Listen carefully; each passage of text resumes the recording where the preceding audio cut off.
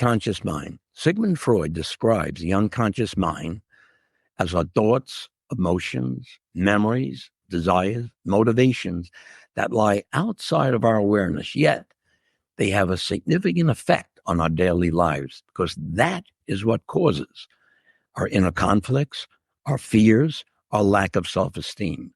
As Carl Jung said, 95% of the people are unconscious 95% of the time. That's how sinister our unconscious mind can be if we allow it. So how do we stop it from leading us into this cycle of negative thoughts, negative emotions, negative reactions, which we all experience far too often and causes us so much misery at times?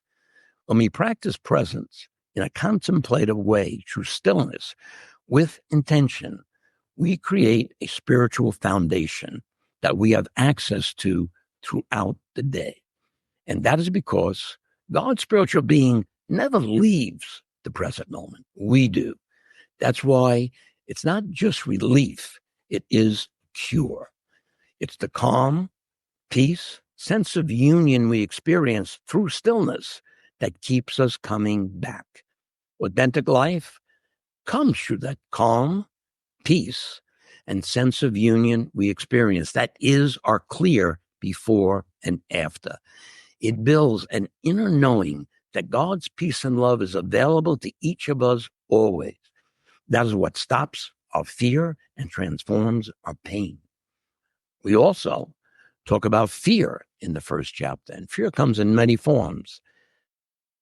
Fear of losing something, fear of being hurt, fear of being diminished, fear of not being good enough. But all fear at the core is fear of death. Fear comes into our life when we are in an unconscious state, and fear is always in the future.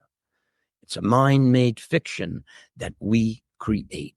We worry about something that may happen, not something that's happening now. We cannot face something that's not real now. On the other hand, we can face anything in the present moment because we do not create fear in the present moment. Our fears, especially fear of death, starts to diminish as we experience a taste of the eternal within ourselves. All encounters of unconditional love, given or received at the core, come through stillness. That is what always brings us through our fears. Thank you.